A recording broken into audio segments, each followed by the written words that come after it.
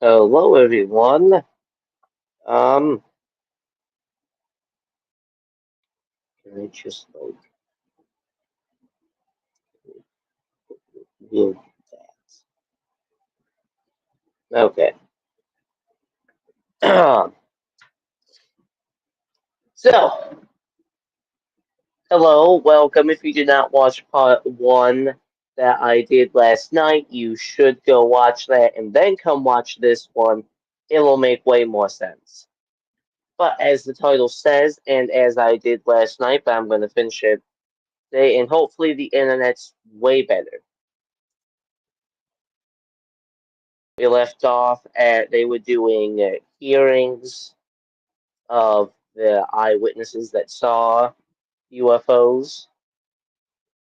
So, let's get into it. Sorry if my voice sounds weird. I just woke up. Now, I am speaking to the facts as I've been told them. In the U.S. Air Force, in my National Reconnaissance Office, NRO, reservist capacity. So what is ClickUp? ClickUp is I'm very tempted to pay for YouTube Premium. I'm very tempted. an all-in-one productivity software where you can manage everything and anything. No. Capacity, I was a member of the UAP task force from 2019 to 2021.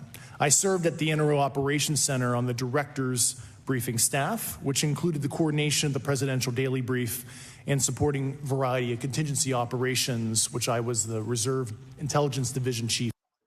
I'm sorry, but this guy's watch is too gold. Too gold. Like how everyone else is in suits and he's just over here in casual wear. Back up. In 2019, the UAP Task Force Director asked me to identify all special access programs and controlled access programs, also known as SAPs and CAPs, we needed to satisfy our congressionally mandated mission, and we were direct report at the time to the DepSecDef. At the time, due to my extensive executive level intelligence support duties, I was cleared to literally all relevant compartments and in a position of extreme trust, both in my military and civilian capacities.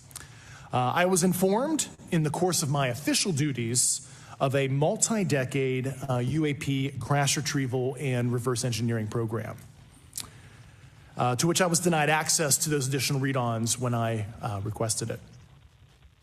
I made the decision, based on the data I collected, to report this information to my superiors and multiple inspectors general, and in effect becoming a whistleblower. As you know, I've suffered retaliation for my decision, but I am hopeful that my actions will ultimately lead to a positive outcome of increased transparency. Thank you, and I'm happy to answer your questions. Thank you. Commander Fravor? Thank you. Thank you, Mr. Chairman, Congressmen, Congresswomen. I want to first thank you for the invitation to speak to the committee on the UAP topic that has been in the news for the past 6 years and seems to be continuing to gain momentum. As you know, my name is David Fravor. I'm a retired commander in the United States Navy. In 2004, I was a commanding officer of Strike Fighter Squadron 41, the world-famous Black Aces. We were attached to Carrier Wing 11, stationed on board the USS Nimitz, and had begun a 2-month workup cycle off the coast of California. On this day, we were scheduled for a 2v2 air-to-air training with the USS Princeton as our control. When we launched off Nimitz, my wingman was joining up. We were told that the training was going to be suspended and we were going to proceed with real-world tasking. As we proceeded to the west, the air controller was counting down the range to an object that we were going to, and we were unaware of what we were going to see when we arrived. The controller had told us that these objects had been observed for over 2 weeks, coming down from over 80,000 feet, rapidly descending to 20,000 feet, hanging out for hours, and then going straight back up. For those who don't realize, above 80,000 feet is space. We arrived at the location at approximately 20,000 feet, and the controller called merge plot, which means that our radar blip was now in the same resolution cell as the contact. As we looked around, we noticed that we saw some whitewater off our right side. It's important to note that the weather on this day was as close to perfect as you could ask for off the coast of San Diego. Clear skies, light winds, calm seas, no whitecaps from waves. So the whitewater stood out in a large blue ocean. All four of us, because we were in F-18Fs, so we had pilots and Wizzo in the back seat, Looked down a small, saw a white tic-tac object with a longitudinal axis pointing north-south and moving very abruptly over the water like a ping-pong ball. There were no rotors, no rotor wash, or any sign of visible control surfaces like wings. As we started clockwise towards the object, my Wizzo and I decided to go down and take a closer look with the other aircraft staying in high cover to observe both us and the tic-tac. We proceeded around the circle about 90 degrees from the start of our descent, and the object suddenly shifted its longitudinal axis, aligned it with my aircraft, and began to climb. We continued down another 270 degrees, nose low, where the tic-tac, or we considered 270 degrees to where, and we went nose low to where the tic-tac would have been. Our altitude at this point was about 15,000 feet, and the tic-tac was about 12,000. As we pulled nose onto the object, within about a half mile of it, it rapidly accelerated in front of us and disappeared. Our wingmen, roughly 8,000 feet above us, lost contact also. We immediately turned back to see where the white water was at, and it was gone also. So as we started to turn back towards the east, the controller came up and said, "Sir, you're not going to believe this, but that thing is at your cat point, roughly 60 miles away in less than a minute. You can calculate the speed." We returned to Nimitz. We were taking off our gear. We were talking to one of my crews that was getting ready to launch. We mentioned it to them, and they went out and luckily got the video that you see, that 90-second video. What you don't see is the radar tape that was never released, and we don't know where it's at, of the active jamming that the object put on an APG-73 radar, and I can get into modes later if you're interested. What is shocking to us is that the incident was never investigated. None of my crew were ever questioned. Tapes were never taken, and after a couple days, it turned into a great story with friends. It wasn't until 2009 until Jay Stratton had contacted me to investigate.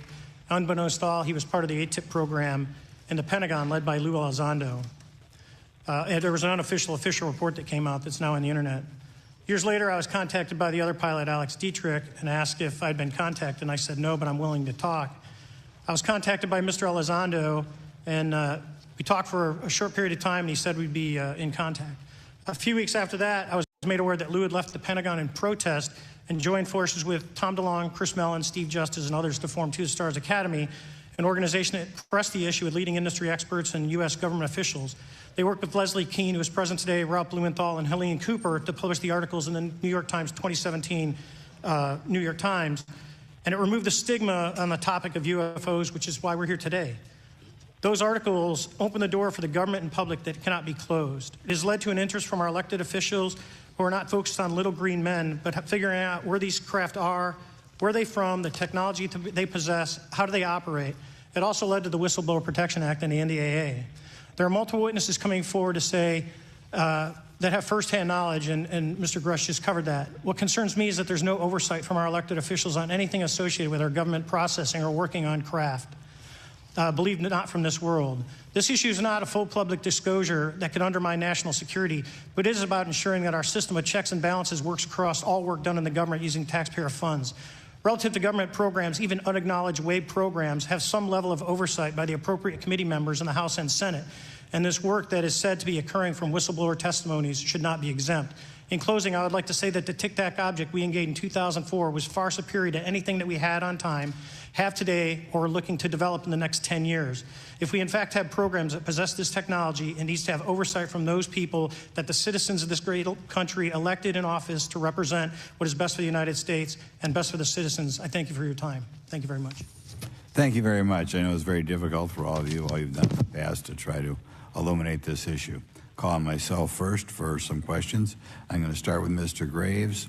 Are pilots that you interact with as part of your organization, do you feel adequately trained and briefed on how to handle encounters with UAPs? No.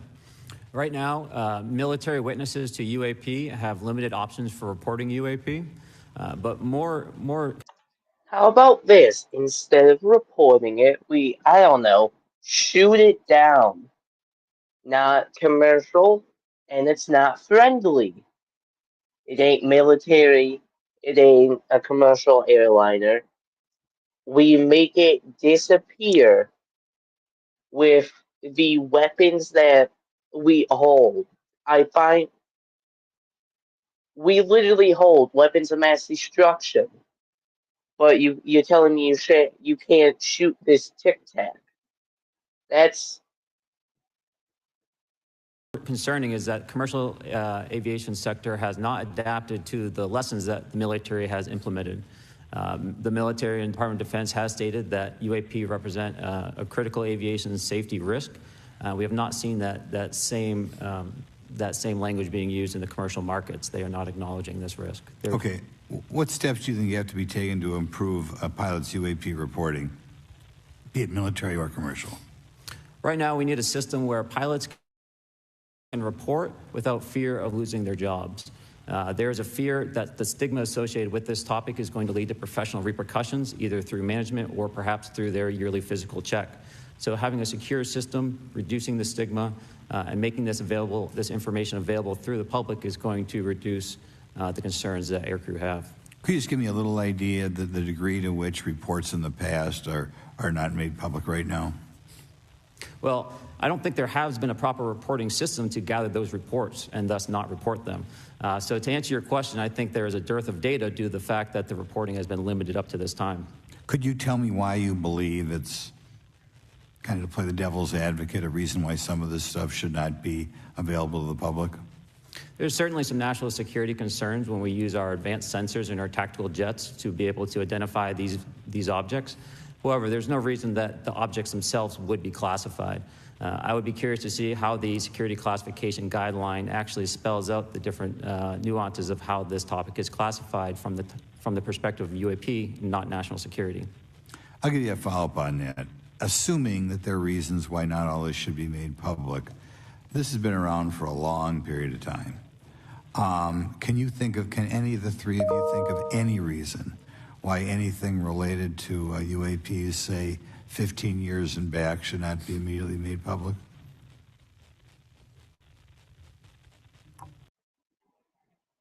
It's everything you wish for. Your site traffic is skyrocketing until this happens. Be careful what you wish for. Build your site on a platform that's engineered for success. So as traffic spikes, instead of overloading your servers, I'm gonna really look into YouTube Premium. Dear God. So I can see where they're going on some of, the advanced sensors. Well, I see how releasing the footage in your advanced fighter jets would hold a problem. But off of footage, there's not a whole lot someone can really go off of. Yeah, they could go off of quite a bit, but it won't give them a real idea of how well it is. And let me get the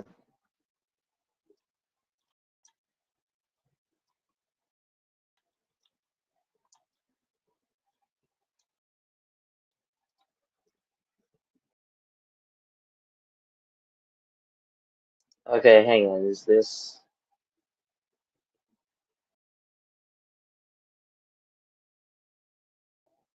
Yep, okay. So what the third person at the end of the table was saying, this right here. Dude, that is a fucking drone, bro. There's a whole fleet of them. Look on the ASA. My gosh. They're all going against the wind. The wind's 120 knots from the west. Look at that thing, dude.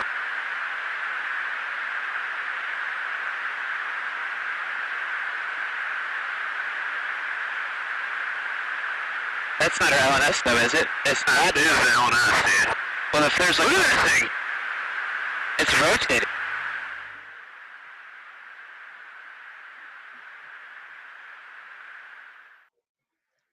Oh, it's from the beat. Oh, come on. Oh, come on. No one likes the BBC. Why is 14.5 million subscribed to the BBC? No. No. Never subscribe to the BBC. Never do that. That's a horrible idea. I think one of it is acknowledge. Yeah, this, I can't see his name tag, but this man is the one that saw the Tic Tac, and that footage that I just showed was from one of the jets. Acknowledging a vulnerability, both from a collection and I'll just say a countermeasure perspective. So it's that we haven't cracked for many years. Yeah. Even say 20 years back. Is there any reason why, when you go back that far, things shouldn't be made public? Unless it shows a specific national security vulnerability as it relates to a weakness in a particular defense system. Okay, Mr. Fravor, the TikTok incident that you were engaged occurred in Mr. Framer. Okay, so Mr. Framer was the one that had the Tic Tac footage. 2004. What kind of reporting took place after that incident? None. We had a standard debrief where the backseaters went down to our carrier intel center and briefed what had happened, and that was it. No one else talked to us, and I was in the top 20 in the battle group. No one came. The captain was aware, the admiral was aware, nothing was done. Did your commanding officers provide any sort of justification? No, because I was the commanding officer of the squadron, so no. Was this incident the only UAP event that you encountered while you were a pilot? Yes, it was. Okay. This is for any one of you. Based off of each of your experiences and observations, do you believe UAPs pose a potential threat to our national security? Yes, and here's why. The technology that we faced was far superior than anything that we had, and you could put that anywhere. If you had one, you captured one, you reverse engineered it, you got it to work, you're talking something that can go into space, go someplace, drop down in a matter of seconds, do whatever it wants, and leave, and there's nothing we can do about it. Nothing. Okay. You two? Well, I would also like to add, from a commercial aviation and military aviation perspective, we deal with uncertainty in our operating space as a matter of our professional actions. Identifying friend from foe is very important to us. And so when we have unidentified targets and we continue to ignore those due to a stigma or a fear of what it could be, that's an opening that our adversaries can take advantage of. What steps should be taken to better understand and respond to UAP encounters in the interest of national security? I don't know. Here's just a hunch idea I have. You shoot them down. Don't be all friendly and buddy-buddy with them. No, just shoot them down. Not that hard when you have weapons of mass destruction. Just shoot it down and it'll be fine. Security.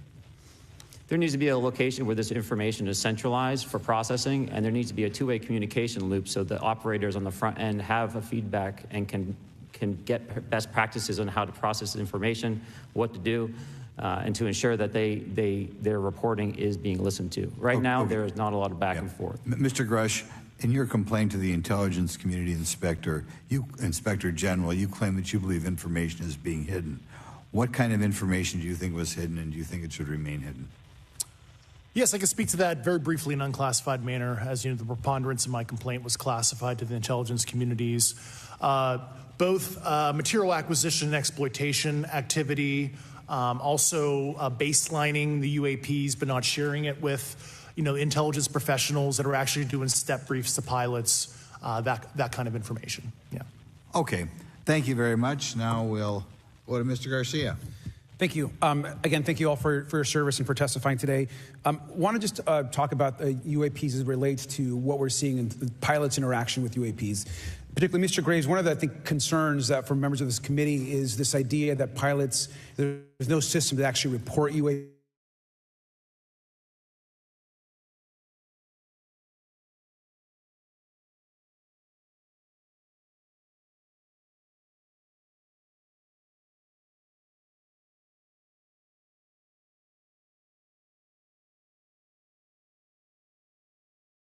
We were first experiencing these objects off the eastern seaboard in the 2014 to 2015. There was a large number of my colleagues that were detecting these objects off the eastern seaboard. They were further correlating that information with the other onboard sensors, and many of them also had their own eye sightings as well of these objects. Now, that was our personal first-hand experience at the time. Since then, as I've engaged this topic, others have reached out to me to share their experiences, both on the military side as well as the commercial aviation side.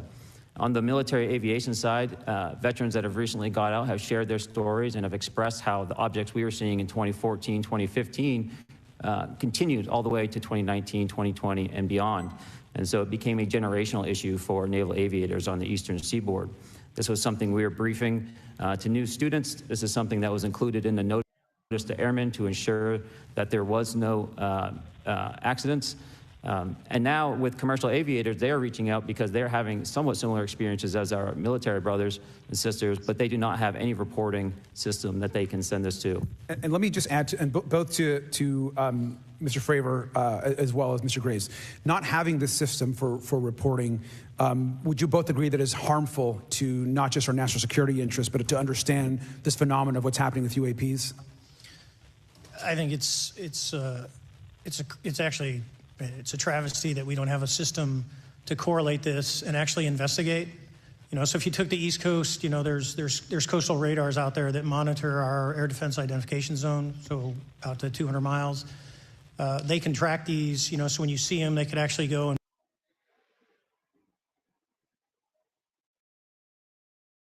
I'm gonna do a quick Google search. No. How good it is U.S. air defense.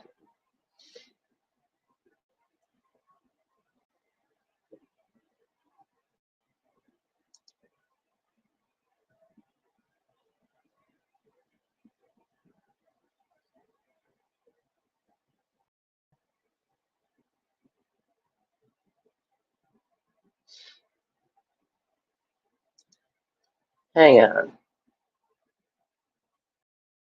Is this saying is Russia's S-400 really better than the American Patriot air defense system?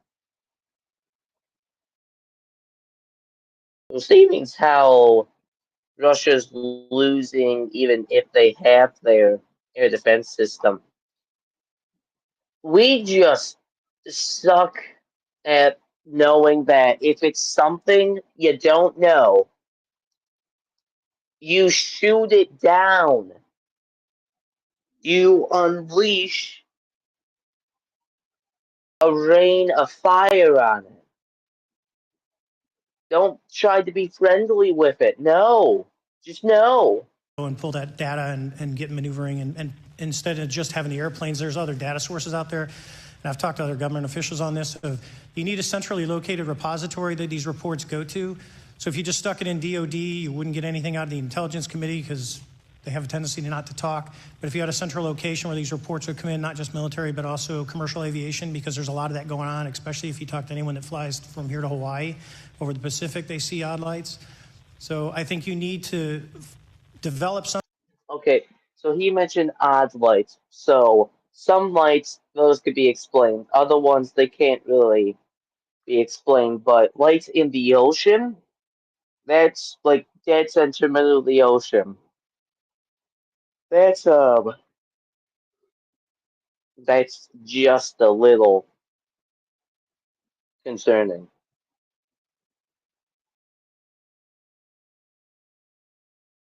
Anyway, I'm going to go mute, but I'm gonna have an earbud in so I can continue to listen. I'm gonna go get me some food and a drink.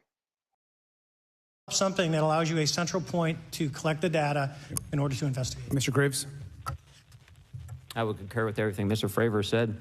I'll continue to say that the commercial pilots that have reached out to me through Americans for Safe Aerospace are doing so because they don't feel there's another way for them to report this safety issue. And I think one of the clear outcomes of this hearing already is that there has to be a safe and transparent reporting process for pilots, both on the commercial side and the military side, to be able to report UAPs in a way that's also transparent, but also understands the scope of our national security interests and what may be classified or not. But I think there has to be some sort of system. And so that's something that I hope can be an outcome that this committee can work on. Is there anything else for the two of you briefly beyond this reporting system that you think that we can do as the government to encourage and facilitate more civilian reporting? I think we're doing it right now. Okay, great. I think this hearing is going to show the American people that their government takes this topic seriously. And how about civilians that may not be pilots? What kind of process could be in place for civilians who are not pilots, who may have UAP encounters? Do either of you have any suggestions that could facilitate that? My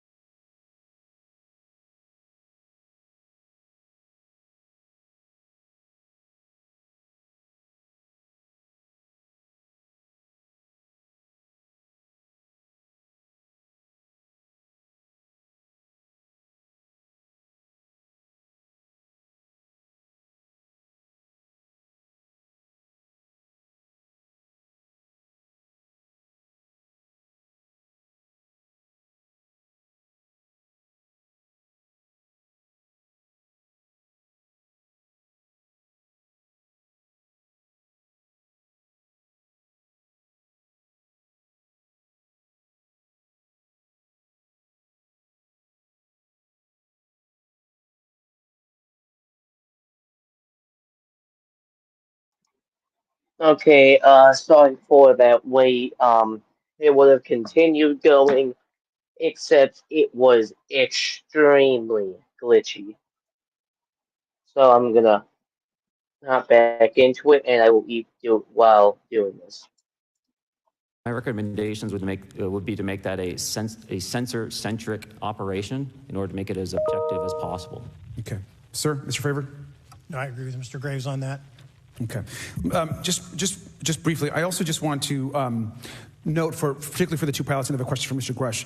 One of the things that I found fascinating in our discussion, Mr. Graves, last night as well, is that you both described UAPs and formations and the way they are observed in space or in our air, and the way that they move is essentially ways in which current technology or aircraft that we know of are unable to actually function or move. And so will you just, for the public record, again, once again, briefly either describe or note that aircraft that are being witnessed, particularly by the 30 folks that you're working with, are essentially outside the scope of anything that we know of today and the technology we have today. Mr. Graves, Mr. Fravor? Yes, the objects that are being seen by commercial pilots are performing maneuvers that are unexplainable due to our current understanding of our technology and our capabilities as a country. And that applies for the military as well. Mr. Fravor? Yeah, I concur with that. We have nothing that can stop in midair and go the other direction, nor do we have anything that can, like in our situation, come down from space, hang out for 3 hours, and go back up. Thank you. My last question, and sometimes I know that you have also said some of these answers in the past, but we're trying to get them on the public record as well, which is really important. Mr. Gresh, finally, do you believe that our government is in possession of UAPs? Absolutely, based on interviewing over 40 witnesses over 4 years. And where? They said it. They just actively confirmed. And we knew the government had to have been hiding UFOs from us or alien bodies. I know the exact locations, and those locations were provided to the Inspector General and some of which to the intelligence committees. I actually had the people with the firsthand knowledge provide a protected disclosure to the Inspector General. Thank you. And Mr. Chairman, I would just say that I think that these questions are important questions, and I look forward to being involved in the process to get those answered. I know there'll be a lot of questions from other committee members, so I yield back. Thank you. We'll go to Mr. Burchett himself. Thank you, Mr. Chairman. Thank you, Mr. Garcia. I would like to have you on my legislation to do just that on the reporting, and we'll get together on that. Maybe you could be my co-sponsor on that. That'd be really cool. Thank you for those great questions. Mr. Graves, again, I'd like to know, how do you know that these were not our aircraft? Hello, everybody. Anton here from Dropship Lifestyle. And in this quick video, I want to talk... No, thanks.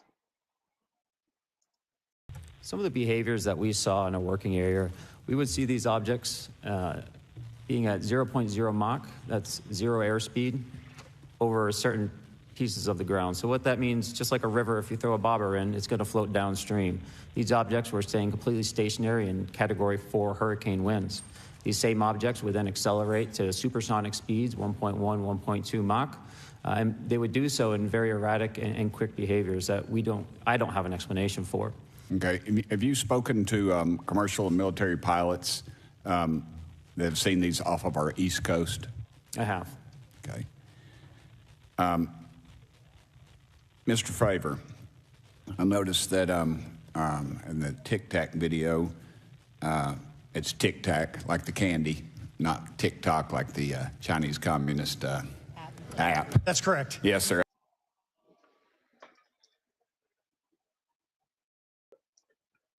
Rewind that for a second. Now tell me, he just said that TikTok was Tic Tac.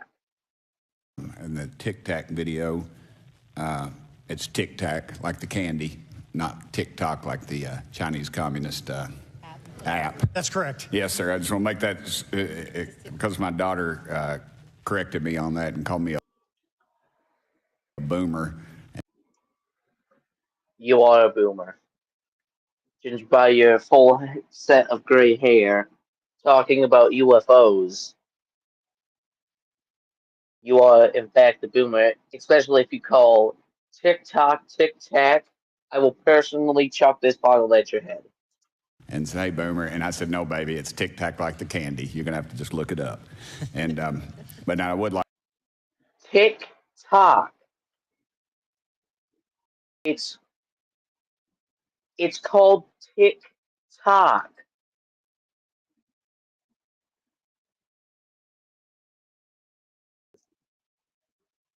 By the way, you should go follow me over on TikTok, not TikTok, TikTok. It's time to end your clock. I'd also like to say today is a day of many firsts. It's a miracle that we're having this meeting, and it's also a miracle that my wife has put up with me for 9 years today. Today is my anniversary, so I want to tell my wife happy anniversary and that I love her very much. As she likes to say, this 9 years have been the best 2 years of her life. So, thank you. Mr. Favor, what astonished you the most about the flight capabilities of these Tic Tac, very briefly? The performance. Absolute performance. It was... And you're not aware of any other objects that anybody in the world has, in this world, that has those capabilities? No, I think it's far beyond actually our material science that we currently possess. Are you aware of any other reconnaissance platforms that have tracked or recorded the Tic Tac's maneuvers, maybe the NORAD system or any of the others? I am not. Okay. Mr. Grush, thank you for being here, brother.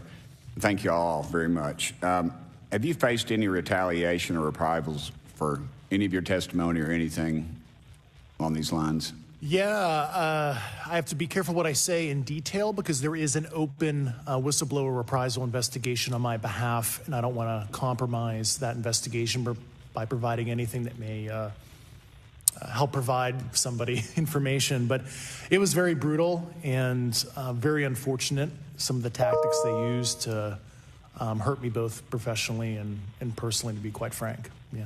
It's very unfortunate. As they say, when you're over the target, that's when they do the most firing at you. Do you have any personal knowledge of people who have been harmed or injured in efforts to cover up or conceal these extraterrestrial technology? Yes. Personally. Have anyone been murdered that you would think, that you know of or have heard of, I guess? I have to be careful asking that question. I directed people with that knowledge to the appropriate authorities. Maybe in a, if we could get in a confidential area, a skiff, we could talk about that. But unfortunately, we were denied access to the skiff, and that's very unfortunate in this scenario. So you talk about secrets the government's been keeping, and you want to expose them all to the public. I can see why they would not want you to have a hold of some of these documentations. Now, advanced fighter jets, but 20, like he said, 20 years ago,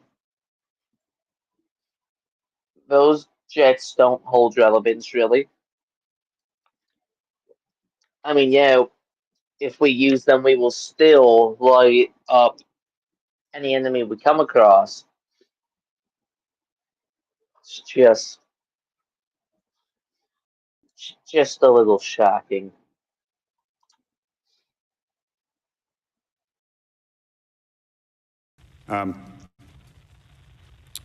Mr. Favor, do you believe that you witnessed an additional object under the water in relation to your encounter?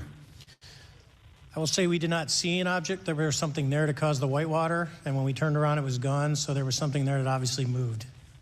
Okay, it was not the same object, though, that you were looking at, correct? No, we actually joked that the Tic Tac was communicating with something when we came back, and... Hang on. What is whitewater? No, I don't want rafting. I just want... No, is it like giant waves? Is that what it is? Is it giant waves?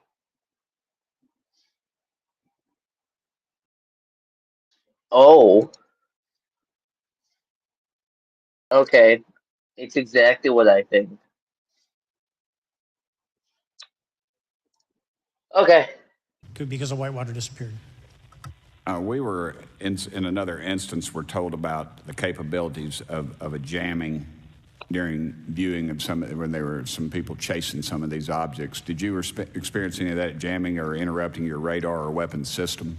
My crew that launched after we landed experienced significant jamming to the APG-73 radar, which was what we had on board, which is a mechanically scanned, very high-end system prior to the APG-79.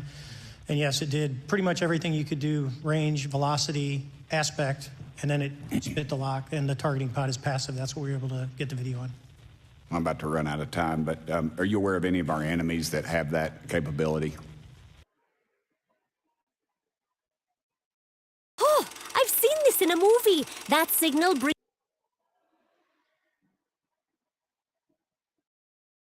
Okay. Based on...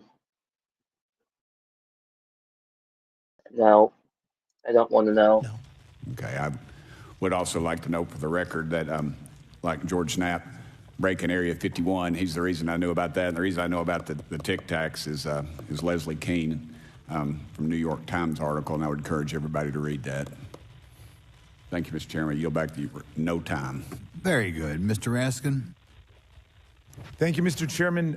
Mr. Graves, you reported UAP encounters during training flights, I think, and have since come forward to warn the Pentagon that these encounters... This guy. I like this guy. ...may be putting pilots at risk. My first question is, you've identified these as taking place on the East Coast. Is it just on the East Coast where these encounters have been reported? No. Since the events initially occurred, I've learned that the objects have been detected essentially where all operations, Navy operations, are being conducted across the world. And that's from the All-Domain Anomaly Resolutions Office reporting. All right, can you describe your experience after you decided to come forward and go public with your experience? Certainly. Like many others, in 2017, I saw the New York Times article come out as well. And for me, it was special because I recognized the voices on the video. I recognized the video itself. I had seen it when it was taken. I seen it when it was debriefed. And so that was kind of shook me because I realized that this problem was still ongoing. And so I reached out to colleagues back on the East Coast and realized that this was still a safety risk that they were dealing with, that they had essentially hit a wall with how they could move forward on this conversation. How about this?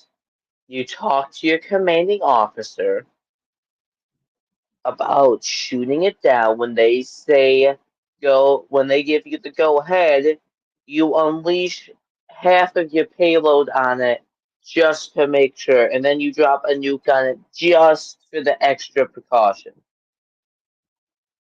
No, too far. Okay, how about this? We shoot it down either way. You're talking about them being a security risk and how it's affecting. Who cares about the advanced radar system? Okay. What's the most recent fighter jet?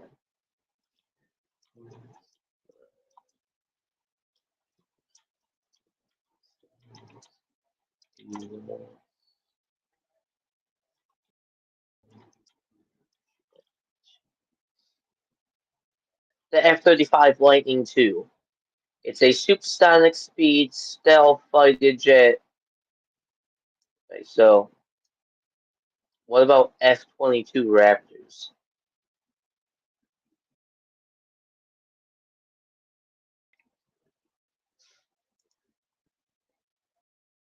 Okay, so it says this, but I don't believe that.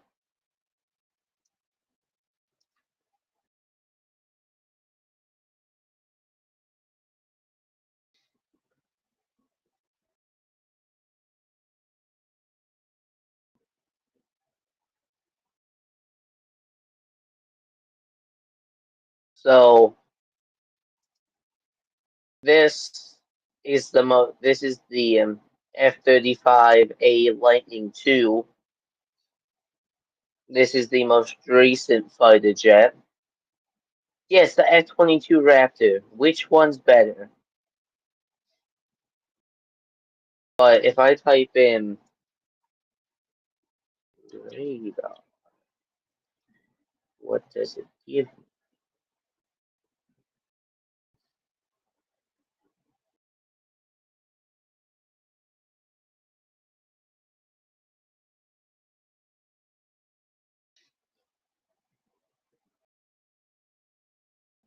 What the?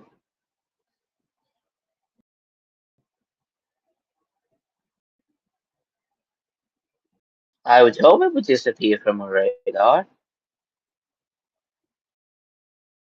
Okay, enough. We're getting off topic again. Point being, point being, it's it's video evidence. I don't see how a radar would fit into it because if it's fighter jet footage, you aren't really showing how well you pick it up. You're showing what you see. Think of it as you're showing off your new camera. The only thing they would be really seeing is the camera and the quality of it. Because if I dare need I do this again, I will go and I will type in UFO.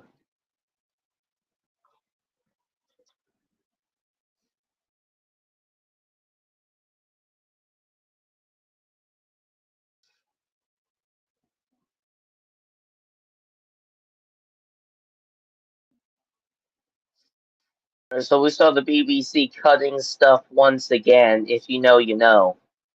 But it cut a 2-minute video into 43 seconds. So as the BBC always does, it clips certain things. But like I said, if you know what I'm talking about, you know what I'm talking about. If you don't know what I'm talking about, then you don't know what I'm talking about. Anyway,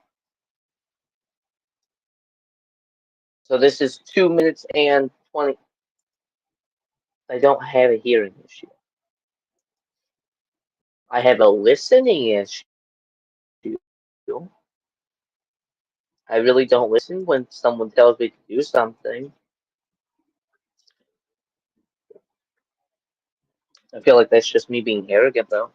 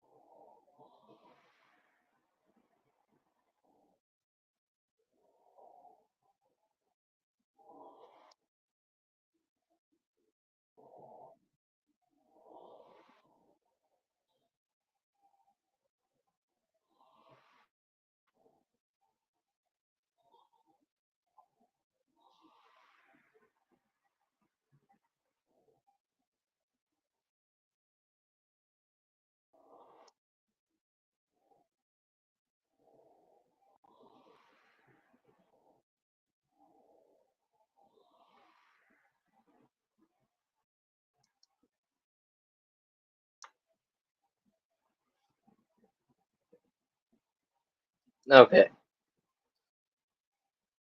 So we gotta get back on topic, back on track, because we still have a very hefty portion of this to go on.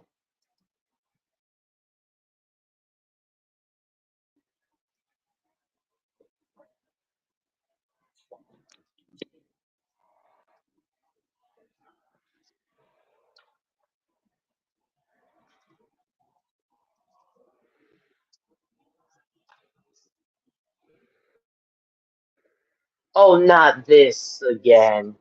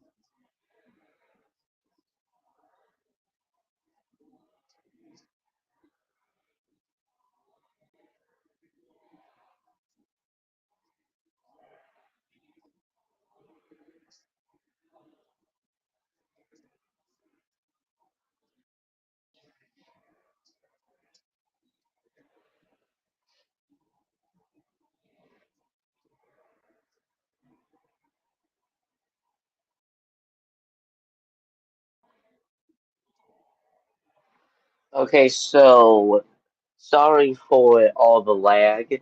If it continues to lag, I'm going to have to end it here. If it continues to be extremely laggy, I hope I. Oh, shoot!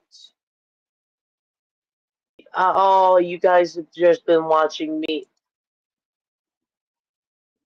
I'm an idiot. Oh.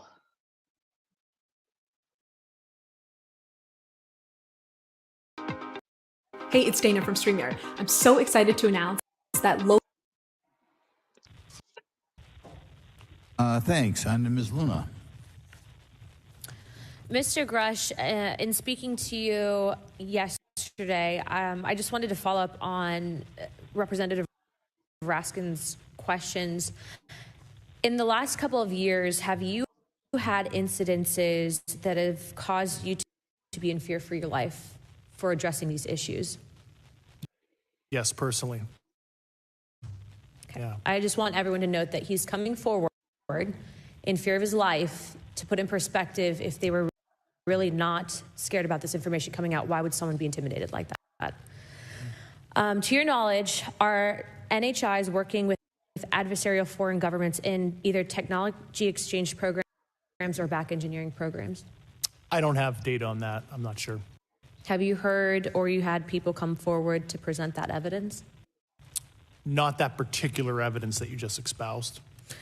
Okay, on the 19th of April, Dr. Kirkpatrick, head of Aero, had said that he did not find any evidence of UAPs. You also stated that you had, in your interview, that you had briefed him on information that you were uncovering, but that he did not follow up with you. Were the items that you divulged to him pertinent to national security? Yes. Him and I had a classified conversation in April 2022 before he took over Aero in July 2022, and I provided him some concerns I had. Do you know why he might not have followed up with you? Unfortunately, I cannot read his mind. I wish he did. I was happy to give sage counsel to him on where to look when he took the helm of Aero.